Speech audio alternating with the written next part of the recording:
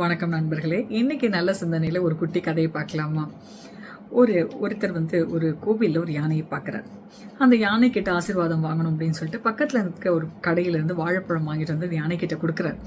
அந்த யானை அந்த பழத்தை சாப்பிட்டு சைலண்டா இருக்கு. திரும்ப இவருக்கு என்னடா இது இப்படி இருக்குன்னு சொல்லிட்டு திரும்ப ஒரு பழத்தை வாங்கிட்டு வந்து அந்த யானை கிட்ட கொடுக்குறாரு. அதையும் அதை சாப்பிட்டுட்டு அது அமைதியா நின்றுட்டு இருக்கு. அப்ப அங்கேருந்து ஒரு பொடியன் ஓடி வரான். ஒரு ரூபா நாணயத்தை அந்த யானை கிட்ட கொடுத்துட்டு ஆசீர்வாதம் வாங்கிட்டு போயிடுறான். அந்த யானையும் அந்த ஒரு ரூபாவா ஜாக்கிரதையா வந்து பாகன் கிட்ட கொடுக்குது. அப்ப இவர் நினைக்கிறார், யானை அப்படின்றது எவ்வளவு பலம் பொருந்திய ஒரு மிருகம்.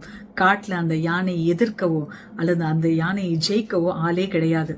அப்படிப்பட்ட ஒரு மிருகத்தை நீ ஒரு ரூபா கொடுத்தா ஆசீர்வாதம் பண்ணலாம் அப்படின்னு அதோடைய பலத்தை சுருக்கி கொண்டு அதோடைய தன்னிலையை மறந்து இங்க நிக்குதே அப்படின்னு நினைக்கிறார். இதை மாதிரிதான் நம்மளும் பல நேரங்கள்ல மற்றவங்களுடைய பேச்சு கேட்டுட்டு இல்லை மற்றவங்க நம்மளை இன்ஃப்ளூயன்ஸ் பண்ணும்போது நம்ம நிலையை மறந்து நிறைய விஷயங்கள் நம்ம செய்து கொண்டிருக்கிறோம்.